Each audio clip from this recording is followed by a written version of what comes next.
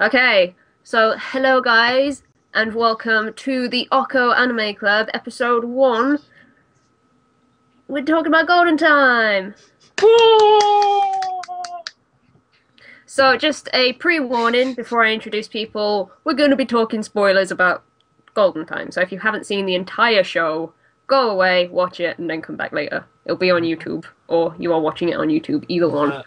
For anyone who hasn't seen it yet and needs to go away and do that, we all, I assume, thoroughly recommend the show. We all think it's great. What about you, Cam? I don't know your opinion on it yet. I'll get to that. Oh dear. Well, we need to give a general. Well, no, we should introduce everyone first, because this is episode 1, so people might not know. Go on. What? What am I doing? Go on, Alan. Alan, oh, you can Alan. start. Okay. Am I starting? I'm back a shift. I'm Alan. I make videos, and I'm here. And that's very little more than I need to say on top of that. You really don't work well off of no script, do you? I'm horrible without a script. You can't put me on the spot. I'm back a shift. I make videos. Hey, none of those statements were incorrect, so that's fine. I'm terrible with the scripts. I'm Evie, also known as Bizarre Jelly 5. Hey, did I actually do videos. robot arms when I was doing? No, you just You're sounded doing like robot arms. And lastly, my name is Cameron. I'm also known as Tensei Twister on YouTube. I also make videos. I don't do anime reviews or a blog or anything like that. I review toys, like little toys. Look at this. Look at my Nanako. She is best waifu. There's a video of that on my YouTube channel. Not that one. So yeah, go on. That's what I do. Cam talk about harem. I try and fail miserably to be funny while I do it because I'm one of those people that sit there. He's absolutely hilarious. I'm not hilarious. He is. No. Right, so mildly amusing at best. Let's talk about Golden Time, shall we? That's it. As always, spoilers. Go away if you haven't watched it. Come back when you have. To defeat. Also, we're not going to be answering questions from the chat straight away. We're going to save that until near the end. Yeah. So if anyone has questions now that they want to ask us, if you don't think you'll remember them, feel free to tweet at any of us. You can see our Twitter handles on the screen right now. So if you do have any questions, just tweet them to any of us, and we'll get around to them at the end. If you want to ask more general, hold on to your thoughts, and we'll be able to answer questions from the chat at the end. I was just going to say, if you want to ask more general questions, it might be better to tweet the OKKO Anime Club actual Twitter page. Yeah. Then we will answer them. It's up to you, really. We're going to see them either way. Whatever you want to do. Whatever floats your boat. Golden Time.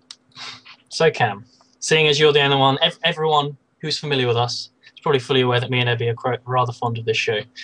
What were your thoughts on it as someone who doesn't really like slice of life series generally? Yeah, I don't really like slice of life series generally. That kind of says it all. No, Golden Time. How do I put this into coherent words? I've been thinking about this all day while I was at work. How am I going to explain my you're feelings the on one Golden who needs Time? to be the most on point with your descriptions because you've watched it yesterday. I watched the last episode. I finished watching it 2 weeks ago. Yeah, I watched the last episode at 2 o'clock this morning. So, okay. So, real talk. It was very good, right?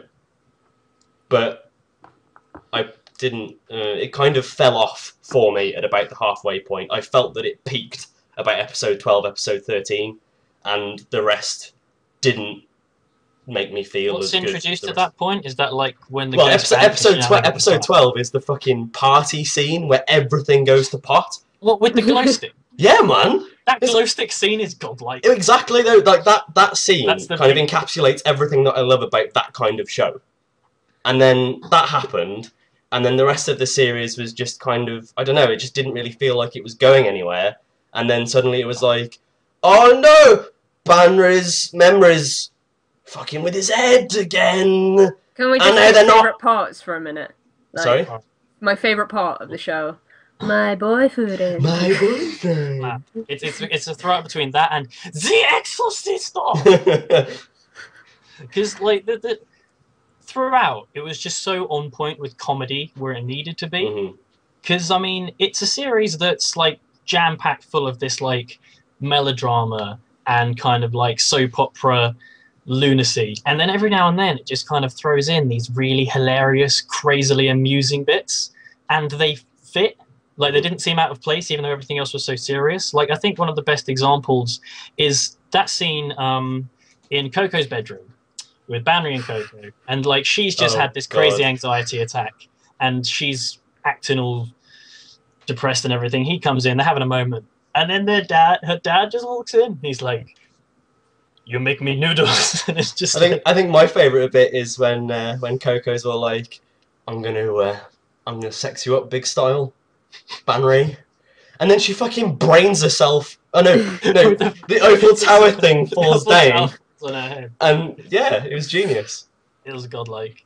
Like, those moments. I feel like the reason that you might not have liked it so much is because I've noticed when you watch slice of life stuff, well, you don't like slice of life in general, but when you watch things like Well, God Only Knows, that's very light-hearted and not too melodramatic and full of drama, whereas Golden Time had loads of it. This is the thing, though, like, yeah, like, I really like the drama stuff, but like I say, I feel like it kind of, everything came to a head at about the midway point to me in a way that was like, whoa, everything's gone wrong.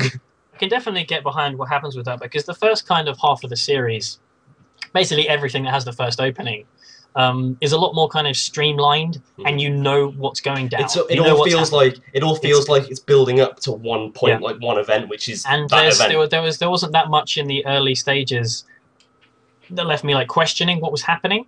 I kind of always knew, but then later on, in the kind of like latter, like the third quarter, we say, that's where things start kind of getting really out of place and all over the place, and you start questioning what's happening.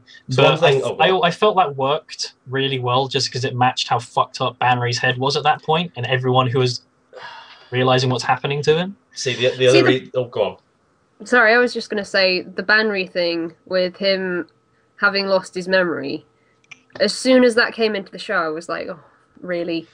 This is what you're doing? See, I had the opposite. It had the opposite impact on me. I was like, okay, this is interesting. Let's see where they go with this. And in the first half of the series, I kind of had this feeling of, kind of part of me was like, is this really how Amnesia works? I'm not quite sure this is how Amnesia works, but I'm willing to roll with it because it's all right. But then in the second half of the show, what was going on with Banri wasn't Amnesia. That was fucking dissociative personality disorder, where he was two people. Yeah. Because, yeah. I know exactly. There's a level, like, I understand, like, I can suspend my disbelief to a point, and that's fine, but I think they just kind of took it a bit too far. Like, the reason I wasn't overly surprised or kind of thought that was stupidly out of place when that came into the story is because from the get-go, Golden Time was marketed as like a romance, drama, supernatural. And up until Ghost Banri first comes into it, nothing supernatural at all. It's very straightforward. You know what's happening.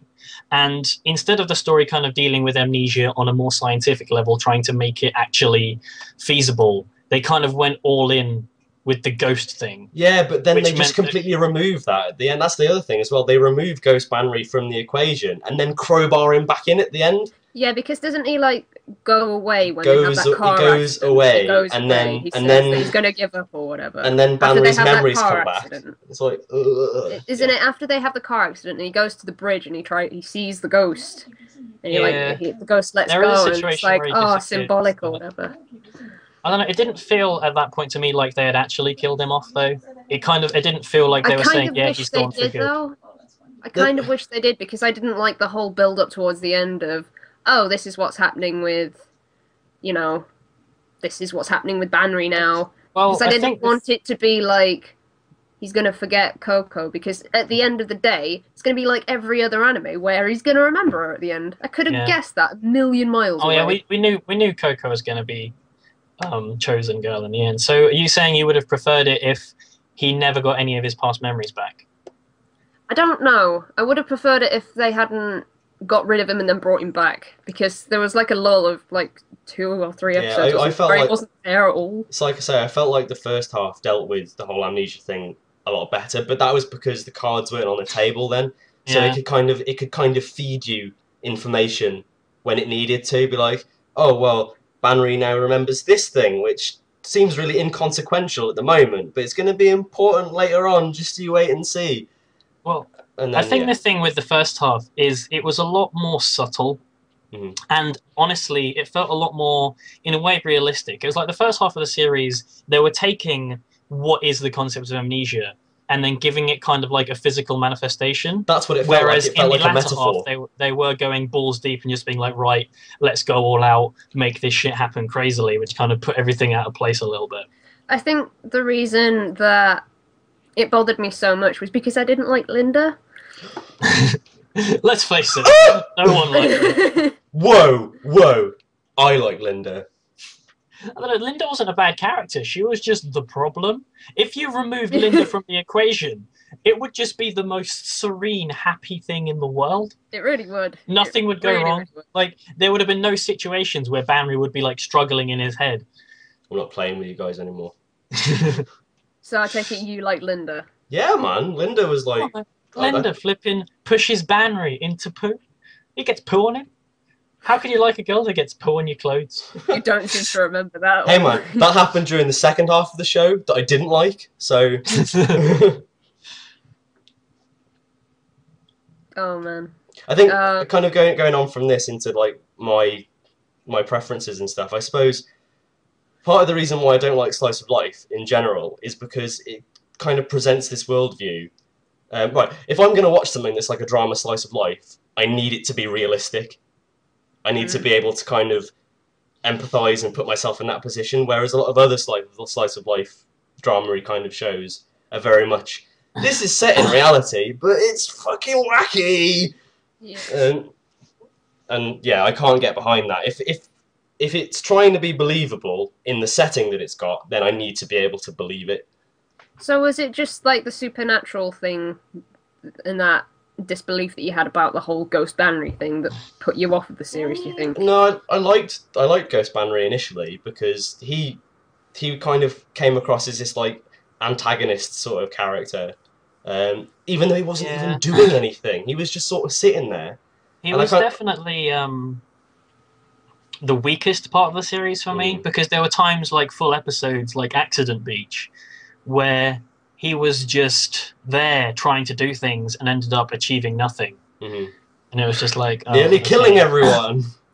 And another thing I can honestly get behind what you say about all of that supernatural stuff being the weakest part of the series is because that is what is breaks away from what is honestly the best part of the series, and that is in its kind of more realistic portrayal of drama in romance. When I first started watching the series, I was really concerned initially because I almost felt as if it was a high school drama that had just been lifted out of high school and then dumped in college, because a lot of the characters seem... I completely disagree with that. What? Just hang on. There is literally a moment where Banri turns around to Coco and goes, "I don't want to be your friend anymore because I'm 4." The characters seem excessively childish, which, like, okay, yeah, they are teenagers, but they're teenagers turning into adults. Who the fuck says, "I don't want to be your friend anymore"? No. I think Banri is more like that than any other character, because Banri is emotionally younger than everyone else, because he's had like a few years of his life deleted. He is emotionally and physically. I can honestly get behind that in a way, because I was sick when I was younger and I was in bed for like 3 years, so I'm like, I don't feel 23, I feel 20 in my head. It's always been that way. Like when I moved to university when I was 18, I felt like I was 15 and I felt really cool, like living on my own and stuff. So I can sort of get behind that. But I was never, I hope I was never that childish. That's what I mean. It's just go, I don't want to be your friend anymore. Yeah, it was stuff like that, and that wasn't the only instance of that happening. Stuff like that kind of happened all over the place. Oh, let's pretend that we don't actually know each other. I mean, obviously that's got more shit behind it, and bridge under the water, water under the bridge, sort of stuff. But there was kind of that concerned me at first, but it's sort of. So, what did you think about Banri as a whole beyond that? Like beyond his weaker moments? Do you mean him like in general as a character? In general as a character, excluding Ghost Banry. Like Banry yeah, and his progression. he was alright. I think he was quite good as a protagonist, because it always pisses me off when you have protagonists that are just kind of blank slates. Yeah. And even though he looked a bit blank slately, he had the kind of protagonist sort of look, you know, the short black hair, the very generic look. I think he did kind of have a personality, and he sometimes did things that you wouldn't necessarily expect because he was who he was. Yeah. Like times he would just randomly turn around and freak out, and like part of times I'd be like, "Whoa, what are you doing?" Yeah. I just feel as a character. I do feel like Banry is one of those characters that you can really get behind, and you're like, oh, I really want to see you win. Like, really want to see you be happy, because you're not very happy, and that actually kind of makes me a bit sad. Because the thing about him is that he managed to change so much and develop and do all these crazy different things because of obviously how messed up his brain was throughout. But he always still felt like himself. He changed and grew, but stayed true to what he was as a character.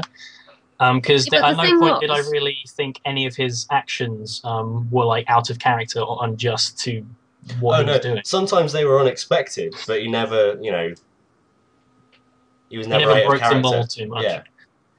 The thing about all that development that Banry had, though, is it all sort of felt a bit wasted at the end of it, because, you know, when he like lost all his memories of being that Banry and then went back to being old Banry. Yeah.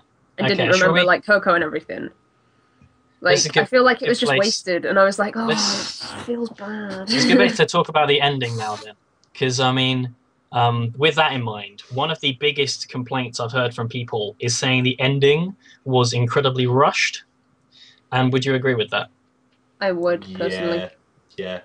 I know you really liked the last episode, though, so... No, I did really, really like the last episode, but I can definitely, I really liked the last episode, because it did achieve everything it needed to achieve. It left things in the place where they needed to be, and tied up all the bows.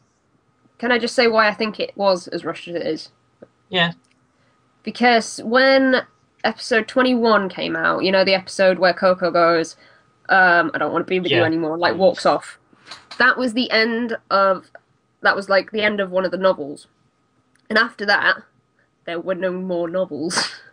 Like... Oh no, the thing is, Ebby, in the production... No. Wait. You gotta let me finish my fucking point, man. Okay. They'd spent 21 episodes getting to that point, and they had 3 episodes left to do an entire novel that was wrapping up everything. So of course it was going to be rushed. Just my opinion. Because they obviously had access to the novel before. There were certain you can tell that, because there are like all the side plots just seem to be completely like brushed over. Yeah. Like the whole, I wasn't necessarily behind this, and I'll get to this point when we talk about the characters, but the whole thing about Linda and I've forgotten his name now. Yeah, Jana. Their whole thing, that just seemed like incredibly like, oh, we'll just put this in because What happened with them in the end? I don't actually remember. It hints that Linda's now decided that she likes him because he's like pointing the camera at her and she turns away and is all blushy and stuff. It was in one of those like montagey bits at the end. That was it. That was all that they got. Considering that Linda, I mean, I suppose Linda did get her moment at the end, but considering that she was like one of the most important, pivotal characters in the series, and her she'd get shafted. Yeah, like you say, her existence is what causes the drama, really. Yeah. Without her, nothing would have happened. Yeah. So she's kind of meant to be disliked by people who like Coco. I suppose it helps that I don't like Coco then, but... We'll get onto that in a bit, but how can you... I knew this was going to happen. I knew I was going to come into this and be like, just upset the apple cart. There are fucking apples everywhere. It's a 50-50 split. There are the people that love Linda and the people who love... No, hang on. This is a 66-33. There's the people that are right and the people that are wrong. Wicked. So I've picked the right answer then. I did, man. I did. Yeah, I do get behind why people say the ending is so rushed, because there are certain things that get kind of shoehorned in at the end, like what you were saying about Ghost Banry coming back, like that bit when they're on the bridge and he just comes back and he's like, "Yeah, here's your ring." Yeah, mate. Here you go. That felt a bit like, really, but I don't know. I felt kind of the build up and that running scene was done really well. That was kind of cool, yeah. Loved it. It was just like, Bandrigo! And it's just like, but oh. the thing was, it like reached its conclusion, and I was like, oh, that's really nice. And then it ended, and I was like, no, I want to know what happens now. No.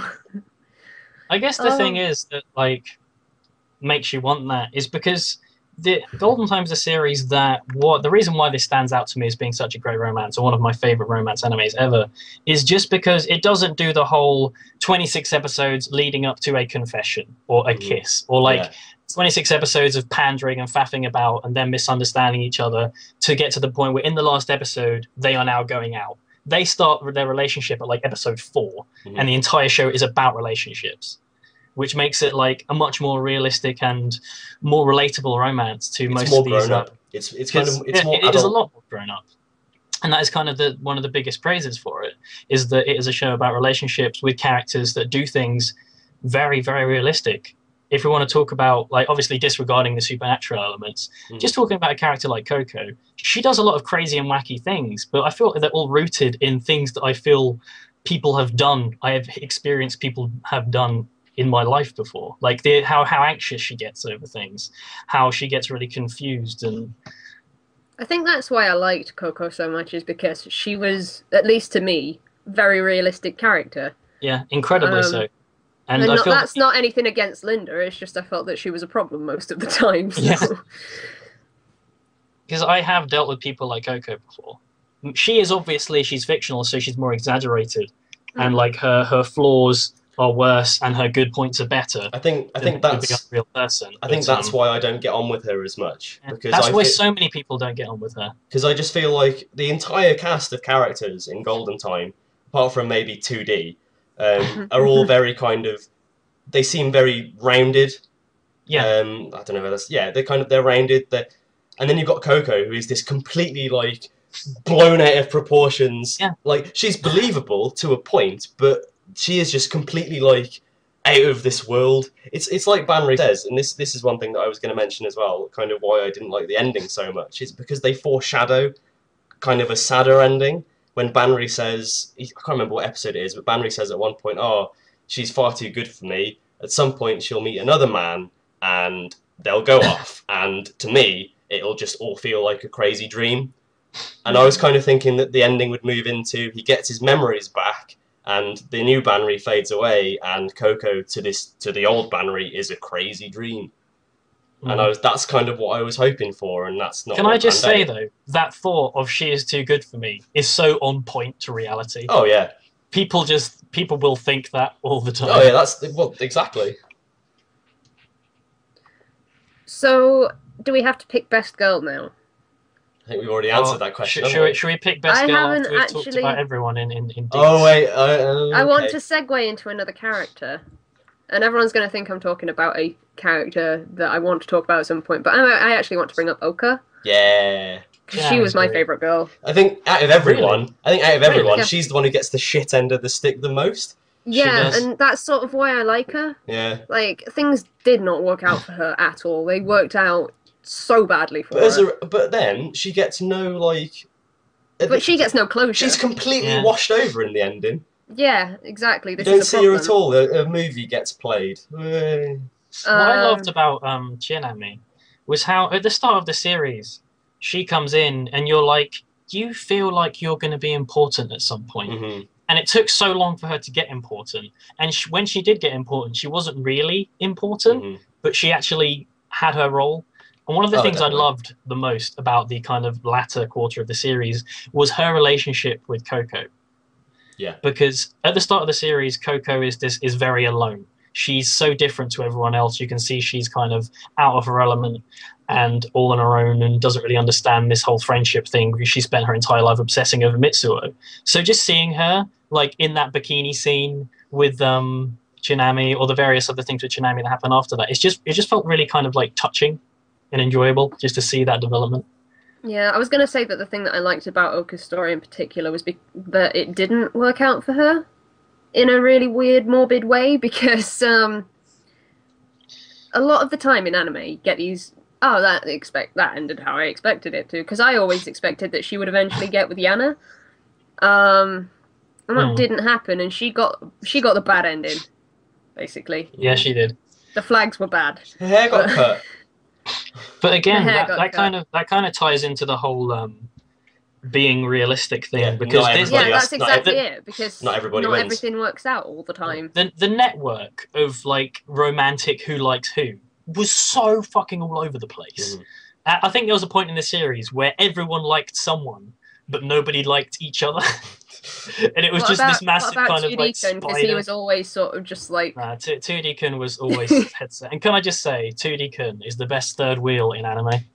Can I just say, I thought for the longest time, and I'm still not convinced that this is not true, I thought he was a Kama reference from The World God Only Knows for ages. Just because he looked a bit like Kama and had the glasses and he liked 2D girls. I hate 3D women. Yeah, just 1D too many. I don't think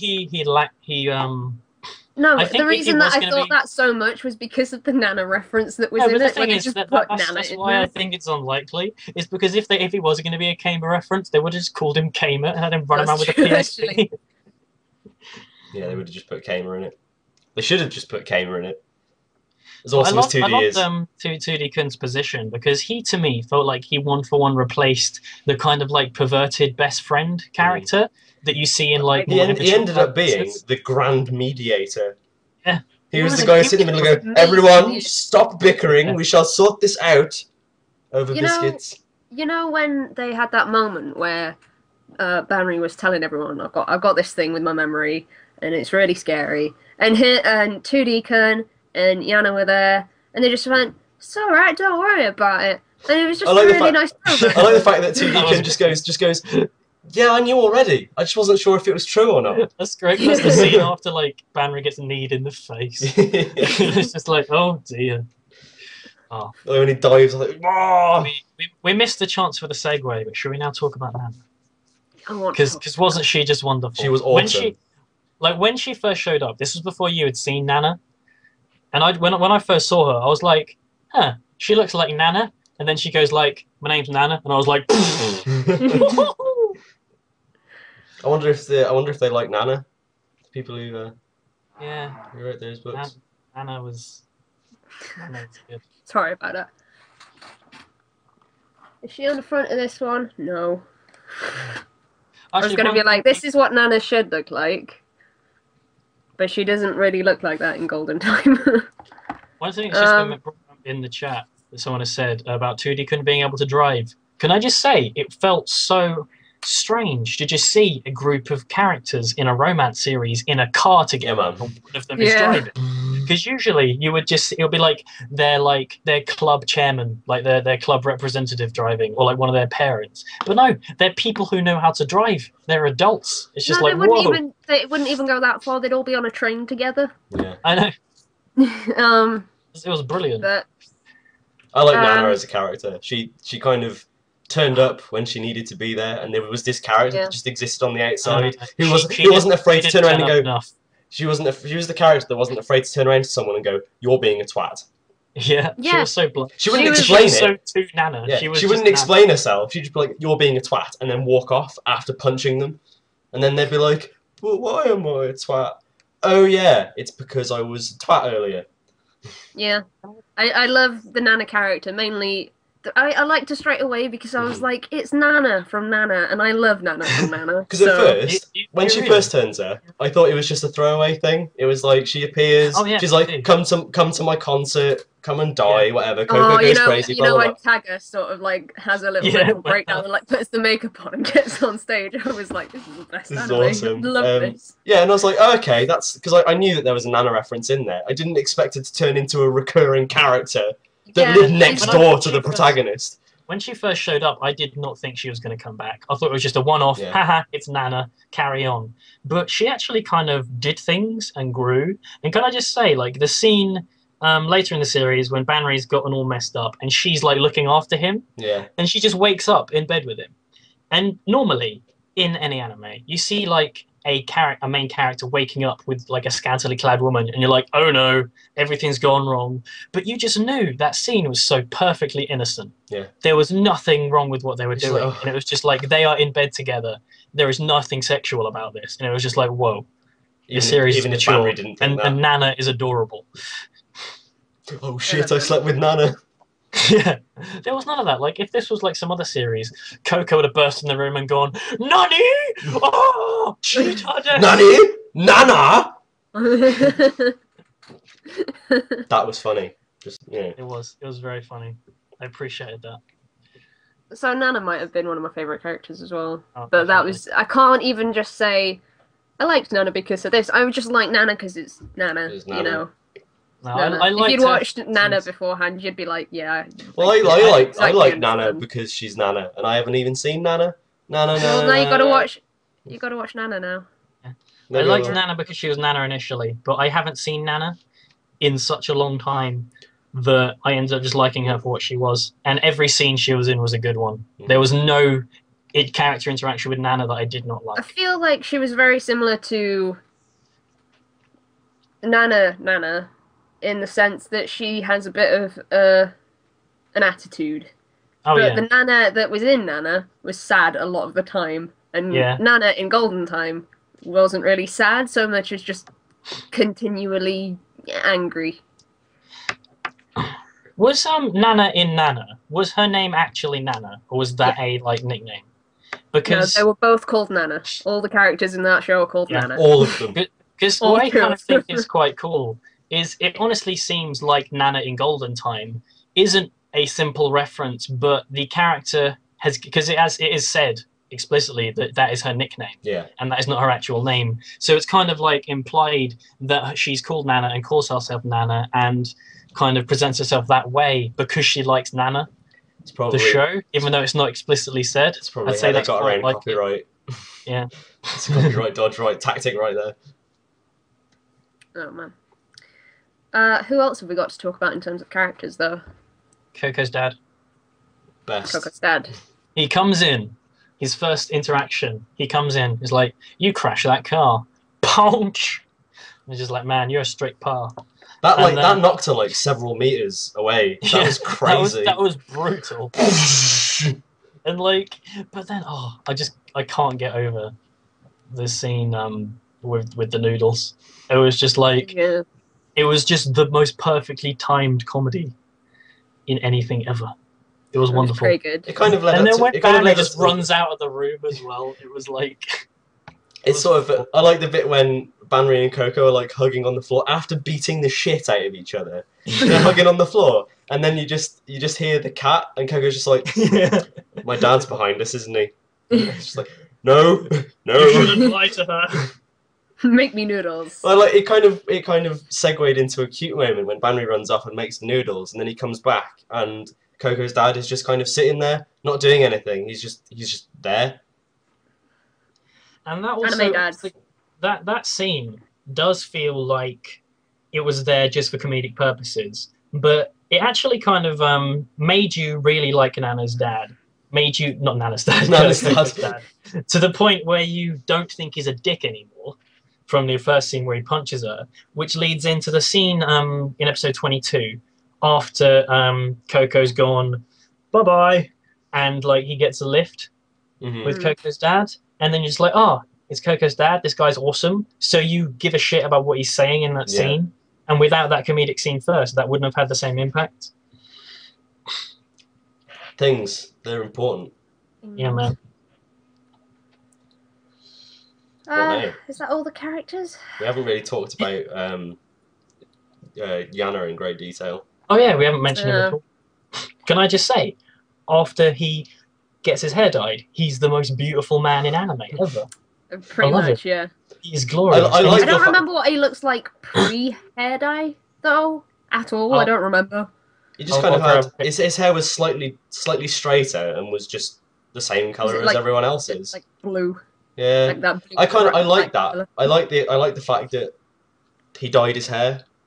Because part of me wondered if that was just a design choice. Like, it was like, all the male characters have black hair.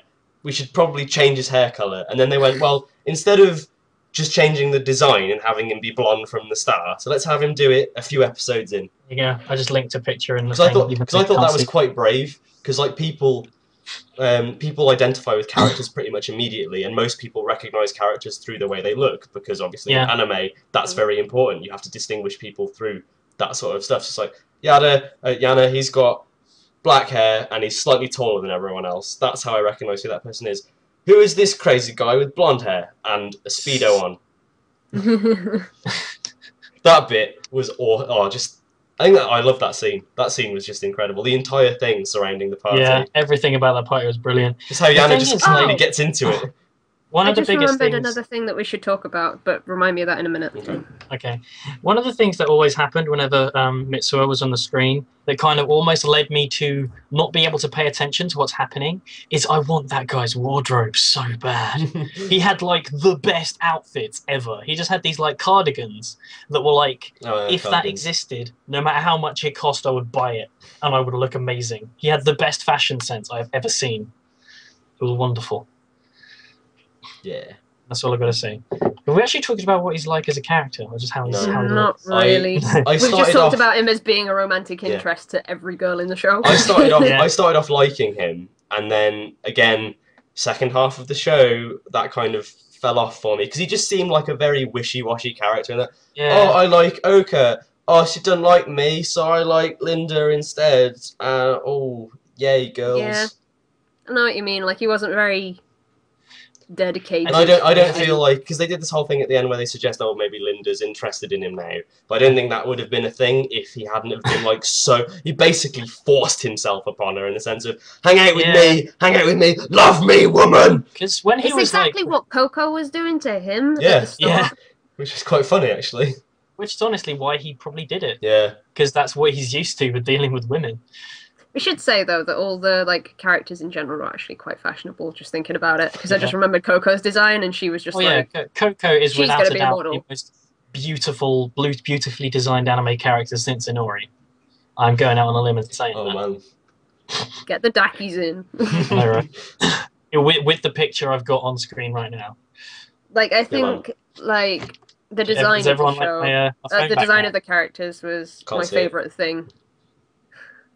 Oh yeah, I saw that. Yeah, you did.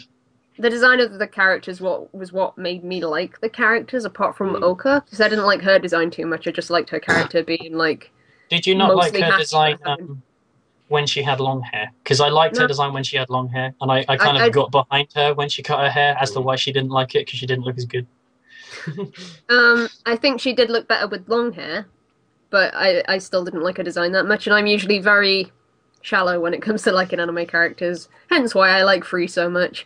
But it's just all about visual pleasing for me. Best character design. She kind of reminded me of Phoebe from Friends at the start, because her style was a lot more like eccentric. I like one of the things that honestly you can tell this thing. I'm not sure who actually originally did the character designs because it was a light novel. She probably obviously had other people do them for her, unless she did them herself. I don't know. But I mean, you could tell that a lot of care got put into kind of like profiling the characters by what they wore, which is something you don't often see. Because like in a lot of anime, you'll just see people wearing the same outfit all the time, even in things that you wouldn't expect that to be the case. Can I just say, that's why The Weekenders was a revolutionary cartoon, was because they had different outfits in that show. You flippin' love The Weekenders. The Weekenders is awesome. All I'm going to say is the height of fashion, Banri's a maid. Oh yeah, he looked amazing. He looked fantastic. I was really confused about things for that episode. I was like, what? I think everyone was supposed to be very confused about things. That glow stick scene, man. I just want to talk about that again. that scene. I never say this because it always makes me feel really seedy when I say this, but that scene was sexy.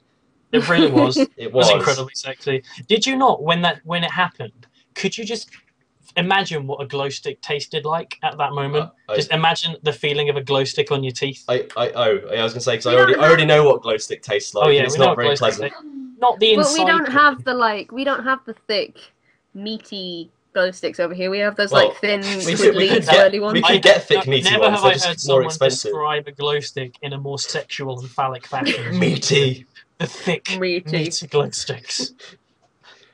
Seriously, man, I'm going to keep going back to it because that scene is what made that entire show for me, as far as I go. It was definitely one of the biggest highlights. Because it was so on point as well. It didn't feel really kind of dumb and silly, and you knew that that was going to cause some shit. Oh, yeah. But it caused shit in a realistic way. It wasn't just like, oh my god, you did this, the world is over. It ended up leading into like one of the most important conversations between Coco and Banri's character. One of the first ones, because they had these kind of one-on-ones all over the place, and each time it felt like they got closer and closer and closer. And it was rather wonderful. I just feel like, though, that glow stick scene, I don't even know if we're still talking about that, because I just saw the thing in the chat. You can talk about it all you want, because it makes you remember the glow stick Glowden, Glowden time. But the thing that bothered me about that scene was it was just fucking Linda. Yeah. Fucking stuff up again. I know. She was just like... And it was also Banri being... It was Banri being a knob. Yeah, that was more Banri's fault. I'll give you that. It's exactly like Banri said. It's exactly like Banri said, though. They got swept up in the moment. There were people crowding all around them, like goading them to do it. They both sort of fancy each other anyway, and there are people going, "Yeah, just have sex with each other right now, and we'll film it." What I want to know though is what would have happened if Coco hadn't come in, because it doesn't. I don't think Banri's the kind of character who would have gone off and cheated. And it was just kind of this playful, silly thing. I think it would have been a case of, it may have gone like a tiny little bit further, and then the pair of them would have gone, oh shit, no. Yeah. Either that or Nana would have turned up and gone, what the fuck are you doing? Get back to when work. I see like male anime characters like cheating on people, like completely and utterly. Does it just remind you of a certain anime? Are we going to talk about School Days? Because I'd rather we didn't. No, but just any time I see that, I'm just like, man, you're a dick. I don't like you anymore, no matter what. But in that situation, in that scene, I didn't think that about Banri. No, I didn't go, Banri is an asshole. I was just like, okay, this thing has happened in the moment. Coco or any girl who is in that situation walks in seeing their boyfriend doing that to someone is not going to be happy. But he hasn't like broken any world-crushing boundaries. He's just done something completely and utterly frowned upon. This is the girl who said that. They went on the point of saying, if you're in a room alone with another woman, that's cheating. Well, you might as well be doing it. This is the thing with Coco that I didn't understand why she was just like, okay, I guess it's all right. Like at the end of the day, she was just like, I guess it's fine. That's because. But no, let me finish. Okay, because if I was in the situation of going into a room and there's this girl there that my fictional boyfriend has been involved with in the past, and they're both there and they're dressed as maids, sort of sucking like one end of a glow stick each, I would be like, I don't feel good about this. This is not making me feel happy. Oh, of course. So I don't understand why Kaigo was just like, whatever. Well, did okay, I guess. She wasn't. It did take some very. Yeah, I was gonna say it did take some very clever talking from Banri to kind of try and smooth it over. One of the reasons she was, I think, is quite realistic and believable for her to have brushed those things off, though, is because she was always presented as kind of a very immature, and while she's very kind of like outward and physically like very loud and obvious, she was a very kind of weak person inside. She did. So she was kind of like easy to go along with some things like that. She did make the compromise as well of, I will forgive you for this crazy thing happening if you don't care about your past anymore. I know. Which sounds so unreasonable, but it's so realistic. Yeah, it's realistic, but it's so unreal. It's like Banri's missing a year and a half of his life. Yeah, just ignore He's going to want to know what's going on. You're not allowed that. Weird. It's weird. It's just like when I think about it, that whole glow stick thing is just weird. If it was me, I would have walked in. I would have seen my boyfriend dressed up as a maid, and then a girl that he supposed my boyfriend, and then this girl who he supposedly fancies dressed up as like a hot demon girl, sucking into the glow sticks together, and I'd have got my phone out and been like, yeah. But I'm weird, so I just can't imagine that I personally would have been like, this is cool, man. Yeah! I would have been, well, you just jump in. If either two of those would walk into that situation and go, yeah, I'm okay with this. You'd be angry no matter what happened. Oh, yeah. But, like, Banri did something wrong, but he didn't do something kind of, like, relationship-endingly wrong. Is what I'm saying. You'd be pissed at him, but you'd forgive him in, like, a fortnight. Or a conversation, because you don't have a fortnight screen time. It'd take some convincing. from my end personally, but that is just because the idea of Linda just makes me uncomfortable. Like, in the anime setting, she just makes... This is why I don't like her, I think. It's just her presence makes me really fucking uncomfortable. Oh, yeah. It's the complete opposite for me. Whenever I see her, I'm like, oh, it's Linda. Yeah. But the thing is, at all times, I think the thing is when it comes to relationships and anything, is when you kind of get into the mindset of either Kaga or Banri, Linda, for all purposes of the word, is a threat. Yeah. And that is essentially what Linda is, which means when she comes into the equation, if you want that relationship to be a success, you hate Linda because she's a threat. And you're just like, get out of the way. I don't want you to ruin this, because this is going to work. Because, like, after they had any of those conversations, it's like, yeah, this is going to work. These two are great together. Until Linda or Ghost Banry come in, high five and go, let's fuck this shit up, guys. It's like tornado tag team match. The thing was, at the same time, I sort of felt like she let a lot of it go, because it was really obvious that her answer to Banry's question would have been yes. But she goes, no, the answer was no, and it's fine, doesn't matter.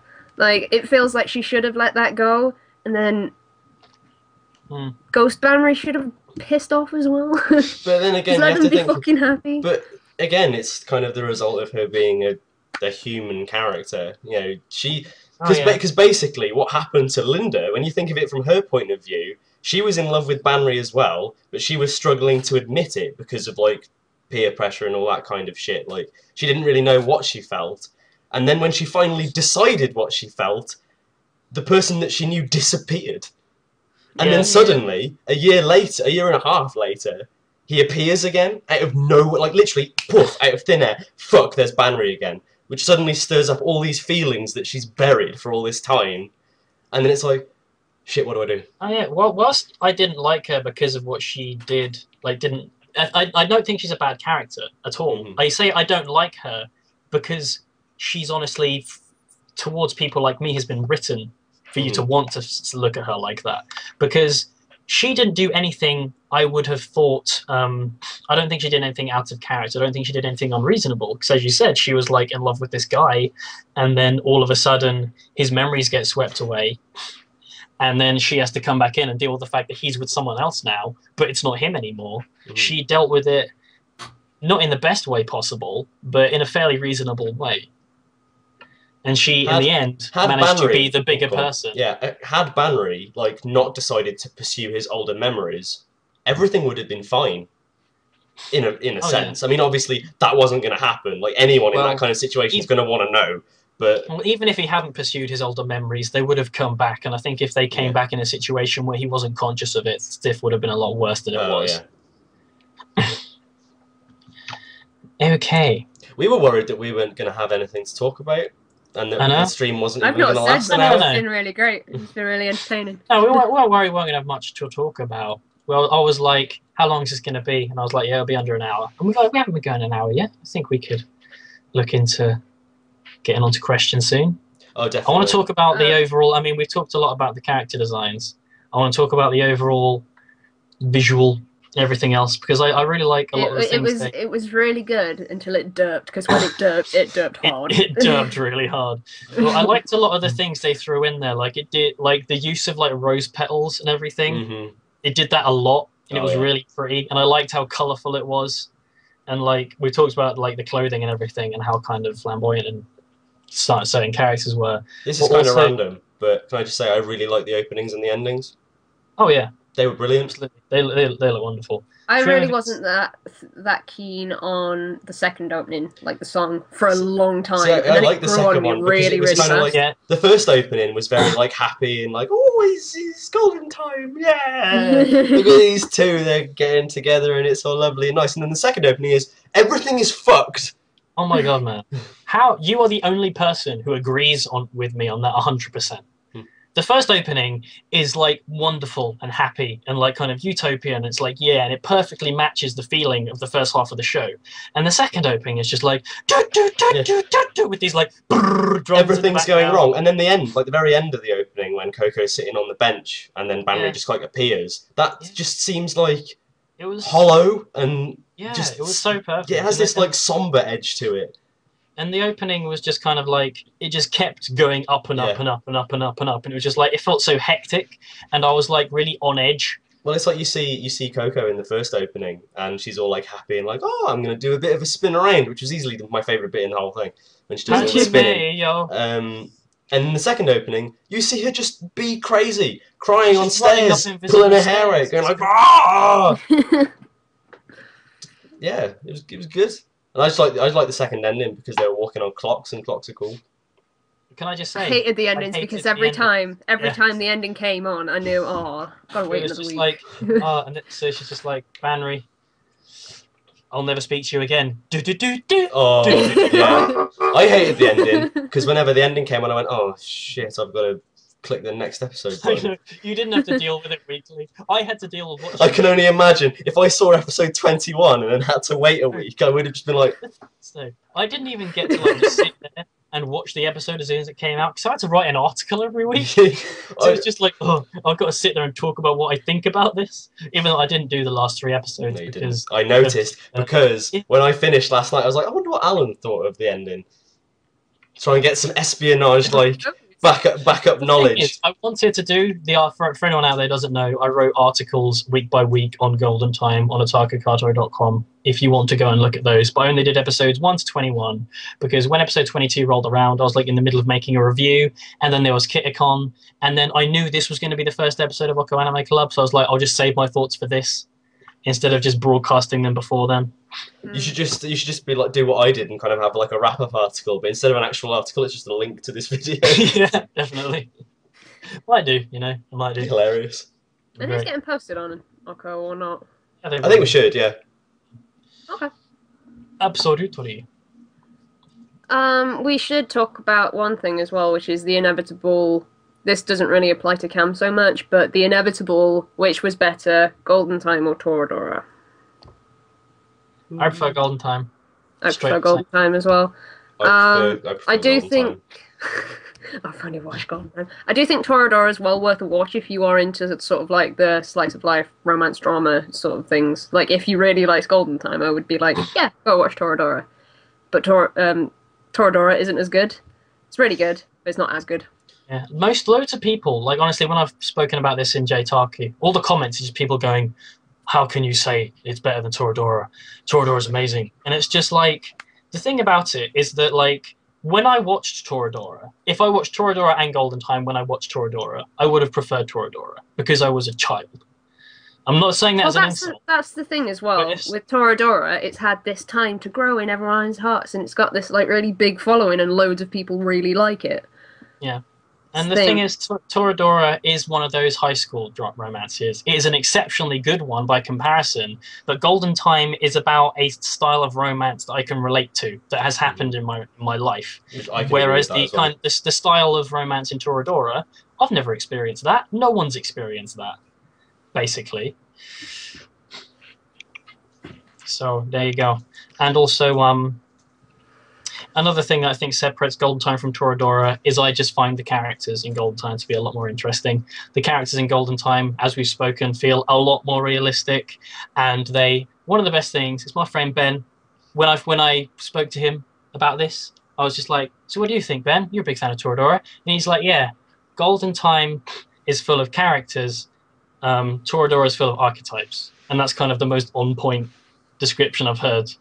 Because, I mean, everyone speaks so highly of Tiger, and I never got anything out of Tiger, or anyone, honestly, that Rie Kugamiya voices who's a samurai. I got something out of Tiger, and that's her mom. Meh. What? She's hot. That's all I know about Toradora, is that Tiger's mom's hot, and that's the only reason why I want to watch it. I'm shallow, yeah, go for it. You should definitely give Toradora a watch. Oh no, I will definitely. I think the thing about it, because I was talking to my friend in Shrewsbury about this when I was discussing Golden Time with him, because I couldn't understand why I liked it so much, because I was like, this isn't what I watch, because he's very similar to me in that he doesn't really watch this kind of thing, and he literally just turned around to me and went, yeah, but it's good to have a palate cleanser every now and again. And I think that's why, whenever I turn around and watch a show like this, I usually really enjoy it, because it's not the same as everything that I watch. So, while I don't like the genre, it's interesting to me, because if I watch a shonen series, I've watched every shonen series. that sort of thing. I know all the tropes, I know all the idiosyncrasies, everything that's going to happen is kind of textbook, blah, blah, blah, blah, blah. I don't know, like, drama stuff as well, so things still surprise me, and that's nice. That's the thing with drama as a genre, is it still surprises me, and I've seen a lot of drama shows, because it just depends on which direction they want to go in personally. Like, there could be a love triangle, you could expect them to go with the Coco of the situation, but they end up with the Linda, you know? Yeah.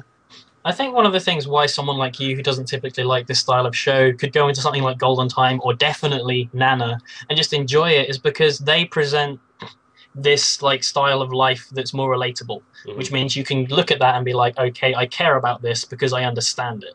Whereas if you go into your traditional, I know you are an advocate of absolutely hating K-On! You are the person in the world who dislikes K-On! the most. You're going to spoil the video that I'm going to upload soon. Where I say I love K-On! I'm looking forward to that video. You filmed that video there. I did. I watched K-On! And it was, the thing that always got me was the fact that, are they going to play some music soon? I think that's why you're sort of like Nana, because it's sort of like if K-On! Was more realistic and had music in it.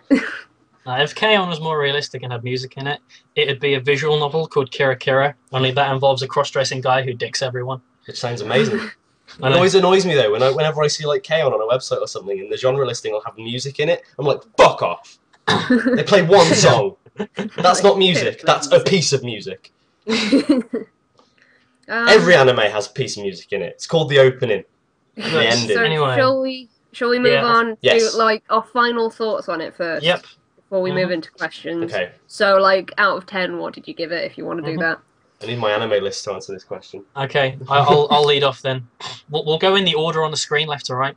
I absolutely love this show. I think I have said that many a time. I adored it for all the reasons I've stated. I will definitely rewatch it someday, and when I rewatch it, maybe I'll review it. Never know, because I really love this series. It was great. It was a breath of fresh air. It was, for me, Golden Time has now set the bar for what I want out of romance and anime. Like, I watched Golden Time, and then me and Abby finished watching the second season of Chunibyo, and the ending, and I was just like, man, like, Golden Time spoiled us so hard with how good its romance was, because, like, the ending of Chunibyo was horrible. And I just, every time you see an ending to an anime where they're like, oh, they're about to kiss, and then they don't. But whereas in Golden Time, like, they spoke about sex and it was normal because sex is normal and it was wonderful.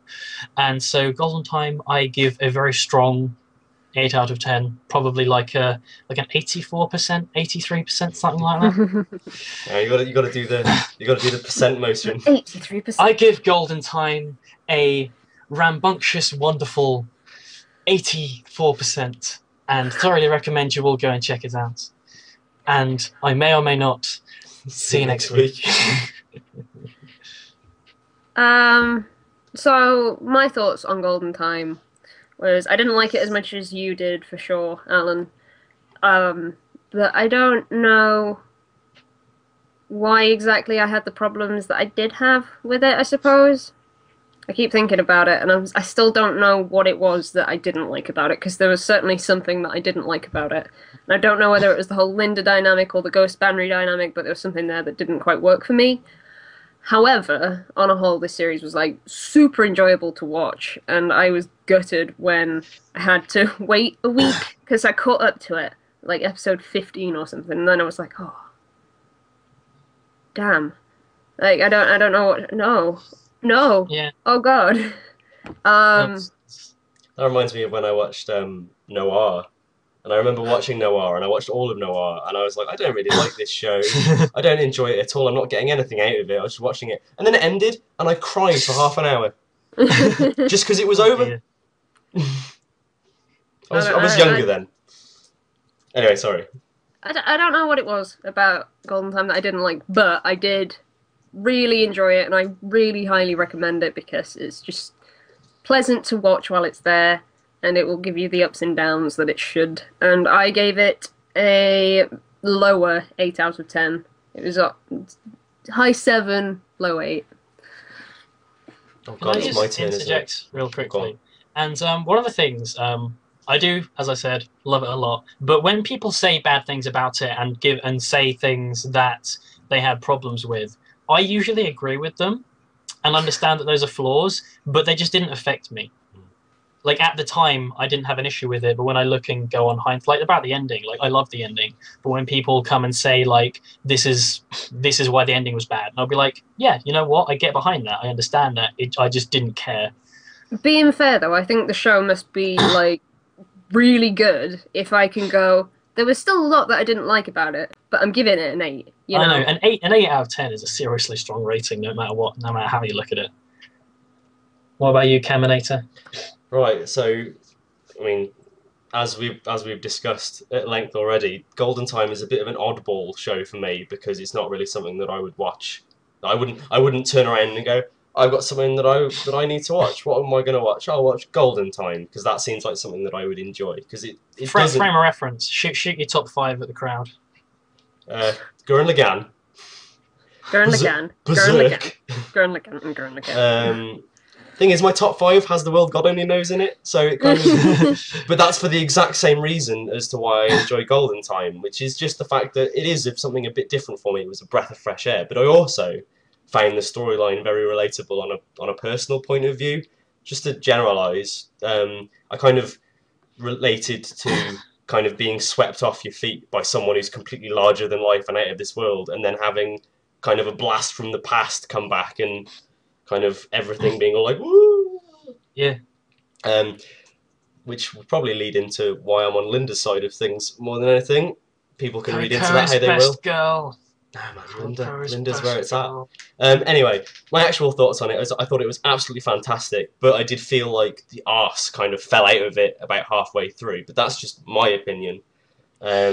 Like, I feel like by the halfway point it had done everything that I needed it to do. Like, the crescendo had happened and the rest was just kind of putzing around, and then it's like you said, like, the final 3 episodes happened. It's like, suddenly storyline. Yeah. And yeah, I didn't like the ending at all. I didn't like how the whole story, the whole side plot with Banri and Linda was resolved by her hugging a fucking ghost. And yeah, just, it didn't gratify any of the characters at all other than Banri and Coco.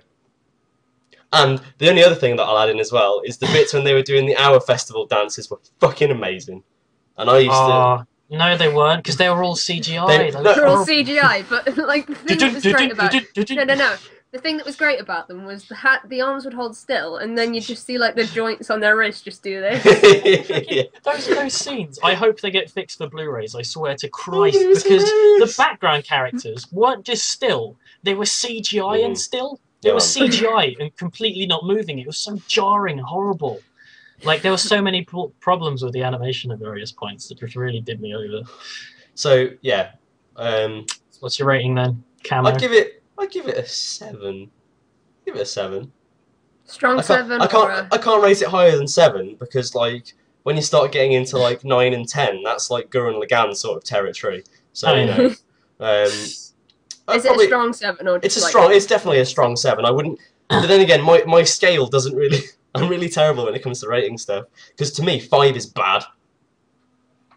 I don't know about you guys. Okay, if I rate something a 5, that means it's bad, and if I rate something 1, it's fucking abysmal. No, the thing is, when I look at ratings like that, it depends where the rating came from. Like, there are certain shows that are like flatline like a 5 all the way through. Shows that are flatline 5 all the way through mean I was bored. But there are shows that are like, at points they are really, really, really good, and at points they are utter shite. So a big one for you, Cam, would be Sam Flam. Not sure how you're going to rate Sam Flam, but like certain points of that show are like your joy, and other points are like your show back. Can I just say shout outs to chat who didn't notice the CGI? Oh, dear. That means their job was done. That guy, the guy who put the CGI in, got paid because of it. Anyway, yeah. So I think its strongest, like at its highest point when I enjoyed it the most, I'd give it a high 8, because around the episode 12, episode 13 mark, I was on the edge of my seat going, "Whoa!" As much as I would be when I'm watching kind of like giant space robots nutting each other. But for the rest of it, it would be kind of a middle of the road 7. Mm. Well, how about this then, Cam? The best way to look at it is as to whether to say if it's a good or bad 7 is if it was out of 5, would you give it a 3 or a 4? See, 3, I don't want to say 3 because 3 sounds 3 bad. sounds really low. It sounds so It's like bad. it's I'd have to though. I mean, if you're not allowed to say 7, is it a 6 or an 8? No, it's a 6 then. Yeah, because it's not. It doesn't. You can't break into that area. That area is reserved. So yeah, so there you go. I'd recommend it to anyone. That's the thing. Like, if people want to watch something that's good, I'd be like, yeah, you watch Golden Time. It's all right. But I wouldn't pick it over other stuff because people wouldn't come to me asking for those sort of recommendations. Someone wouldn't go, Cam, recommend me a romance show. It just doesn't happen. It's true. Shall we answer some questions now? Does We've that wrap got a things couple of up too? questions over on the Twitter. Ew, Twitter! Most of them are, do you prefer Toradora or Golden Time, to be honest? Yeah, that wraps up the discussion. But Kinross brought up a question, which is, why are Banri and Coco together? Is it one of those immature love things? Because he doesn't understand their connection or their chemistry or whatever. Like, he didn't see it. I don't know, man. It's a tough question to answer. It was a rebound. Because I think honestly, it's because they designed her. They spent so much time on her design that she couldn't not be the one that she hates in the end. She has to be the one. She has to be it. When I look at Banri and Coco, honestly, you don't see a lot of what their kind of outside interests are as to whether or not they are connecting on that level. But they seem to like gel very well in terms of like how they are emotionally. It's like they seem very emotionally compatible. It's something that Coco says to Banri kind of really early on, is that when she's around him, she kind of feels more normal. So like when she's not around Banri, she is the person who was stalking Jana for however many years that they were together. Yeah. But when she's with Banri, she becomes a normal person, and I think that's kind of one reason why she likes him so much, because he is like a grounding point for her. Yeah, I think they seem to work quite well as a team as well, because he's the only person who can put up with her, you know, her attitude and her selfishness and whatever, and that means she doesn't have to change particularly, which is something that you should look for in a relationship, where you don't have to change too much because they like you for you. I think it's a lot easier to picture why Coco likes Banri than why Banri likes Coco, because I spoke about this a bit earlier. At the start of the story, Coco is a bit of a mess. Like, there's that scene where she's kind of like sitting by that tree, and she's got no one, and Banri's like the only person who comes to her and kind of opens her up, because she's kind of been so reserved and sheltered in her life. The only people she's known is like her family and Mitsuo, and once she kind of is able to realize Mitsuo isn't going to be a part of her life anymore romantically, Banri kind of steps in and shows her what life is like. And then from Banri's perspective, like certain points, like at the end where he's like, everything's going to be okay because I have Coco, like the thing that the one line that makes the ending to episode 21 so brutal, when he's just like, everything's going to be okay. I've just been kneed in the face by Nijigen-kun, but everything's going to be okay because Coco's around. And then she's like, bye! Later! But that's why I think they're together. And I don't question that being the pairing in the end. Okay, another question from the chat from Triangle11_18_energy. Do you think that Golden Time would have been nearly as interesting to watch without the drama caused by other characters, like Linda? In other words, would you have thought the characters would have been more interesting to watch in a less melodramatic series? I've got to be honest. Absolutely not. No, but I would love to see them in a normal setting as a spin-off OVA or something. That'd be wicked. Oh yeah, an OVA. I think this is the perfect series for one of those like OVAs where they go to a hot spring. So it's just like, here's them being happy and doing their thing with like lots of comedy. But if you took out the drama and the characters like Linda, then the series would not have had what it did. It wouldn't have been gripping at all. Yeah. Which is why I say I don't like Linda. I don't like her, but she's a good character. And that's the sign of a good character, if you don't like them, but it's not because they're a bad character, you know what I mean? I agree with that pretty much. Although I would really like to see... The road to hell is paved with good intentions, as they say. Yeah. Is that everyone answered for that one? Yeah. Yep. I think we're all kind of unanimously agreed with Alan that you can't take that away. So from Google Plus is taken. I almost want to say that this is a deconstruction of the romance genre. The characters, for the most part, are not perfect. They are very human. The stereotypical cliché scenes were done so differently, and the characters are together virtually the whole time. Am I completely off base with this, or what? Yes. No, it's not a deconstruction of the romance genre. I think deconstruction is a word that gets thrown around way too much. I think the only show that can be called a deconstruction of the romance genre is School Days, and even then, that's not really. That's just a mess. This is not a deconstruction of the romance genre. This is just a realistic romance, because there are other shows like this. If it was a deconstruction of the romance genre, then there probably wouldn't Banri and Coco's relationship would have been far more of a mess than it would have been. Yeah, it feels... Because in order for this to be a deconstruction of the romance genre, it feels like this would... it would have had to have been written like that, but if you were to say this was a deconstruction of the romance genre, then, 2/3 of romance in Hollywood films would be deconstructions of the romance genre. Every single soap ever would be a deconstruction of the romance genre, because that's the style of drama we have here. It's just a style of drama that is different to what we usually have in anime. Okay, shall we move on quickly and just finish up the questions that we've got? Yep. Go for it. Okay, so what was your favourite comedy scene from the series? From Sitting by the Window Anime Reviews. That's a hard question. Mine is really easy. Just the whole scene with my boyfriend at the end of it. The bit where Banri did it to Jana. That was the best one. It was. He does it to Jana. Actually, my favourite comedy scene isn't really a comedy scene, it's just the tea club in general. That's what I was going to add to the characters thing. What club would you have joined? Because I would have definitely joined the tea club. I would have joined the tea club, it would have been amazing. It would have been great. Get to wrestle men in my pants. My choice of what the funniest scene was is a throw-up between my boyfriend, the Exorcist, and Noodle. And I don't know which one, because they're all so amazing. I think I might go for The Exorcist, because the bit where she's just walking around the room and that guy dressed as a delinquent's in there and he just gets scared shitless and it's just and it's just, it's amazing. I was in fits of laughter. It was amazing. Will you stop crying on my screen, please?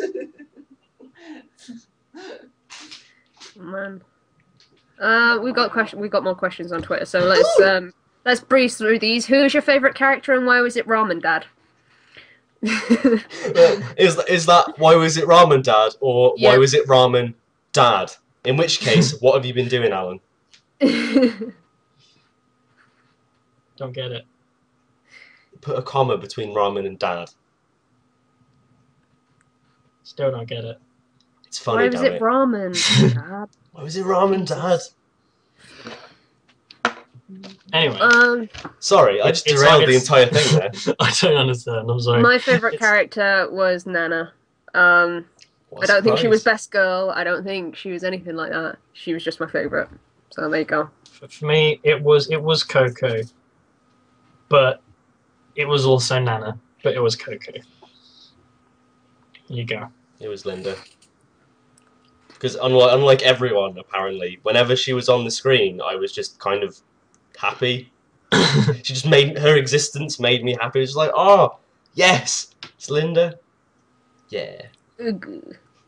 Okay, from Roro Fight the Maybe that's someone who really needs a Waz. Roro Fight the P. Fight the P! What was the most shocking moment of the series for you personally? End of episode 21, when she goes, sayonara, and then just walks away, and I'm like... I was not expecting that at all. My response to that was literally a very, very audible, what the fuck? I know, I was just like, whoa! What? Oh, I couldn't even say a word. I don't know, because that surprised me, but I think it depends on how you take the term shocking, because I thought the party scene was very shocking in of itself as well, because it was very adult in comparison to A, the rest of the series, and B, kind of everything that I know within this genre. It's kind of, this is something that you don't really see. Silence. Yeah, it's kind of like, it just seemed completely, it was completely out of touch with everything else that was going on. They're at a friggin' rave. Everyone's wearing like crazy costumes. Bannery's going crazy. There's stuff going on. Jana's all oiled up and shit. And then just like, when the shit hits the fan, I was just like, whoa, this isn't something that I was expecting. That was the most memorable scene, easily. The glow stick scene. But it wasn't the most shocking. That is definitely the scene when I think of Golden Time. That is the first thing. You think of that scene, yeah. But definitely the bit that got me. It had the biggest impact to me, I guess, is probably the best way. So I suppose in a broader sense, yeah. But yeah, like I say, I think Emily was next to me when I just went, what the fuck? Right. Where are we? Question, do you think the series will benefit from a second season or OVA? Do you think that the ending had enough closure for it not to be dragged on further? I think an OVA would be cool, personally, but I don't think it needs a second season at all. Yeah, I think the best OVA that has kind of ended up at the end of a series where it didn't need the OVA came and it was very, very, very welcome, was Steins Gate. The Steins Gate OVA was a perfect addition, and I would like that style of OVA for Golden Time. It does not need a second season, because if it did have a second season, it would just be like, if they forced more drama into it, it would cheapen the first series for me. Exactly. But if it didn't have drama in it, then it wouldn't be the same style of show, which means it would be enjoyable, but it just wouldn't feel right. So a nice little OVA, maybe a 40-minute OVA or a 3-episode OVA, I think would be cool. Like a nice, happy thing that's just showing what's going on. Bannery and Coco in Paris. OVA, there you go. Oh. Yes. Can you make that? Can I make that? Well, imagine this. Let's say they did like an Oriemo. And you know how Oriemo, the last episode of the first season, is horrible. And then they made the OVA, which was elaborated on that. If they went back to the start of episode 22 and made a film and adapted the last novel properly, that would be cool. As like the full stop of the series, that would be brilliant. That would be good. It kind of makes me want to go. It kind of makes me want to read the last novel. Unless the last novel is one of those ones that's like that thin. Yeah. And then it was over. Price tag and go, what? Yeah. I'm going to move on to the last couple of questions that we have on Twitter instead of doing stuff from the chat, because people are asking a lot of really lengthy questions in the chat, and we sort of need to start wrapping this up a little bit. I think past is a good time. So the first one, what was your opinion on the implication that Linda was the one who drove Banry off the bridge, into Banry on the bridge? I didn't get that implication at all. No, the only thing that supports that is the fact that Banry was knocked off the bridge by a scooter, and Linda owns a scooter. Yeah, if that was a plot point, then it would have made it would have happened, and that would have been so out of Linda's character. If it was going to be anyone in the series, it would have been that bloke what her sister-in-law was cheating with. Yeah, I know, the guy in the window. Who was staring at the window. Yeah, because that bit where he was staring at him literally screamed, "I'm gonna fucking kill you." Yeah, like I wrote that in my write-up for that episode. I'd say he is definitely the prime suspect for who got him off. But that's I was wondering if they were going to go into that. I have a problem with is that they never gave clarity as to who that was. At all. I don't think they did anyway, unless I was just asleep during that. No, they didn't. There was no implication as to who it is at all. But unless it may have just been a freak accident at that point. It feels like a bit of a cop-out. I think that's what it was supposed to be implied as. It was just an accident, or otherwise, if it was something more than that, they would have told us about it. See, the thing, they would have... Maybe it was meant to be more than that, but then, honestly, maybe it was more than that, but that was retconned out of the series and is in the light novel. Possibly. That's true. No, but to be honest, it doesn't feel like a plot point that needed to be. Like, the series, I think, is complete without that being cleared up. I don't think you really need to know that. The one thing that comes from the fact that somebody knocked Banry off the bridge kind of begs the question, someone is responsible for what happened to him? Yeah, someone is responsible for the anime happening. Even if it was a freak accident, someone is still responsible for it. So the fact that they haven't gone into that, it's like, well, why didn't they just have it so he slipped? It was raining. He slipped. He fell asleep. You know, I don't know. it was. Banri's going to be of no help in that situation of identifying the person who knocked him off the bridge, though, because he's got no memories. I know. He doesn't even know it happened. Well, it would have to be someone coming forward and just being like, "Yeah, it was me," and then just be like, and then the author would just put a hand up and be like, "Yeah, it was me," because if I hadn't knocked Banri off the bridge, then my story wouldn't have happened. It was just the author take the helmet off, and it's just the author just sitting there going. Kinross made a good point saying if it was an accident, how did a scooter hit a person that was on the edge of a pretty wide bridge? So with, like, it could have been an accident. This is the thing; it could have been an accident, but it could have not been an accident. It's a bit far fetched. It's just we don't know. But honestly, the only person who we were shown a motive for was that guy looking out the window. But even then, it doesn't seem like he'd go that far. If there was a person who had it in for Banri that much, it really doesn't feel like they killed a guy. Because you run into someone with a scooter, you are aiming to kill them. At no point in any of those flashbacks, and we got a lot of exposition on Banri's past and his life with Linda before the incident. So, and no, there was nothing during that time that hinted at the fact that someone hated Banri to the point of wanting to kill the guy. Yeah, because even if it was the guy in the window, why would he go after Banri? Surely his target would have been Linda. I know he did. They so well, I suppose he could have targeted Banri to get at Linda. That's a possibility. Yeah, there's a lot of possibilities, but we could speculate about this forever. Exactly. So I know. So let's just. It is an interesting point. If anyone in the chat is personally friends with the chick who wrote the light novels, ask her, and then drop us a tweet, and I'd appreciate that. Maybe it was Ghost Banri coming from the future so that he could get pissed off. There we go. That's the most likely explanation. It was Banri. It was actual Banri. Oh, go on. Okay. If you could change any pairing at the end, who would you, and if so, who? I have one. I want Jana and OKKO to be a couple. That's the only one, though, because... I want me and Coco. Do you want you and Linda? No, I want Banri and Linda, because Linda loved Banri. And so did Coco. And I felt like the whole thing with Linda and Jana was completely hackneyed and out of place, and it didn't need to happen. Yeah, it really was. Yeah, I think as far as the only thing that gave us at the end was like closure, like she moved on. Oh, yeah, I think, but Jana, Banri and Coco definitely stay together. Chinami and Mitsuo definitely should have got together, and Tudikun on his own. And I think after the shocking situation that has happened to Linda in her love life, she was like, I'm done with men, and her and Nana get together. No, don't. Yeah, man. Don't taint Nana with that Linda bit. No, man. She after that situation, she goes, I'm done with 3D men. Hey, man. And becomes an otaku, and then she meets 2D on the internet. Nana's favourite band is the Scissor Sisters. Yeah. No, but we all know that inevitably 2D-kun's going to get with everyone.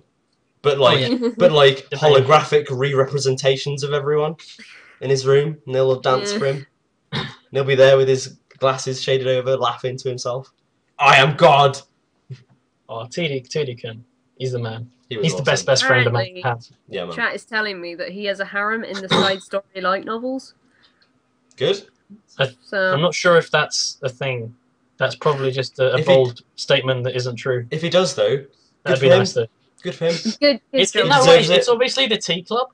Tudikkun's in the tea club. He returns to the tea club. He's like, it just bow they before didn't me. show you those scenes because it was too kind of like X-rated, but they just flash the tea club every now and then, and like 2D-kun's just ploughing the one in the shorts like a field. Anyway, that's all the questions that we're going to do. Right. We've been going for an hour and a half. We've been going for an hour and a half. Hour and 24. We'll go for about 40 minutes. I didn't factor in that we were going to do questions, but I do stand corrected. We have had a lot more to talk about than I initially thought we would. So, guys, next time, as you can see on the screen, we're going to be watching the 2012 adaptation of JoJo's Bizarre Adventure, which adapts Phantom Blood and Battle Tendency, on the 26th of April, which you can watch on Crunchyroll. And if you don't have a Crunchyroll account, premium, then my good friend Ebby has got some codes to sort you out with. So keep your eyes on the chat. Cordo. Yeah, I'll be doing that after the stream ends. Yeah, so I don't have to, after the stream ends. Yeah, so it's not just Alan and I sitting there going, so the code in the chat there, you're gonna, yeah. And also, how did we do? Because I thought that went alright for a first attempt. I felt really good about that one. It was nice talking to you about anime, Cam. It doesn't happen very often, does it? Talk about anime. Gosh. I have opinions. So. No, just oh, this anime's cool. I like the toys. which is every conversation about anime that Alan and I have. Yeah, so like the toys. What we've learnt from this is Tensei Twister is officially waiting for Linda scale figures. I'll buy all of them. It's like, Cam, I got a spare hero, man. Do you want it? Yes. And then that's how that conversation ended. Yeah. But yeah, I'd buy that. One scale figure, yeah? Yeah, man. It'll only cost you 30,000 yen. I'd pay that. Would you buy a Linda Dakimakura? Yes. Straight up. But I wouldn't put her in my bed. That would feel too seedy. I'd like prop her up in the corner of my room, and then I'd come into my room, and then she'd be like, "Hi, Linda. You make me happy. Might as well just get a cardboard cut. Your existence makes me happy." Oh, come, Linda. You make me happy. All right. Right, then, Abby, do you want to sign everyone out? No. No? Someone else do it. I did the come in thing. Okay, I will. We'll go from left to right again. So, thank you for joining us, everyone. I've thoroughly enjoyed this. This went a hell of a lot better than I thought it would, I must say. My internet didn't fail. He says that, and his internet fails. Mid-outro. So, I have been backshift from otakukatto.com, and I'm. You don't have to say from otakukatto.com because we're all from otakukatto.com. Yeah, but I still say. And I am looking forward to seeing you all on April 26th. But also probably before then, because I'll have a review for you out soon. So there you go. And joining me has the wonderful Bizarre Jelly 5. Hello. Bye. I don't know. Yeah, you can find me on YouTube at Bizarre Jelly 5 and Twitter at Bizarre Jelly 5. And that's pretty much it. But thanks for being here, guys. This is a random thing. I hit 400 subscribers the other day. Yeah, you did. And this bastard hit 10k. But, but more importantly, I hit 400. But yeah, I was Tensei Twister of otakukatto.com as well. Oh shit, I forgot to say that bit. Damn. Yeah, of otakukatto.com. You got to get with the brand, man. Yeah, man, you've been branded. We picked you up a long time ago. Yeah, man. What they did was they heated up an iron black and just stuck it on my butt. You see that logo up there, the Otakukatto OKKO thing with the inverted K's that I made? We just got that on like an iron thing, and we just like go. Yeah. You should, if you're not already, you should subscribe to me because, I mean, I watch anime occasionally, but I also do reviews of toys. He's like the most charming individual ever. If he didn't have a girlfriend, he would be my boyfriend. My boyfriend. My boyfriend. If I had opened this this stream, I would have introduced you as my boyfriend.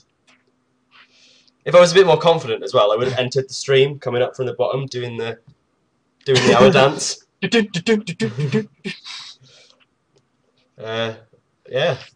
I've completely forgotten everything else that I was going to say. All go subscribe to him because he's wonderful. Even if you don't like figures, just listen to his voice. He's got the voice of like a tenshi.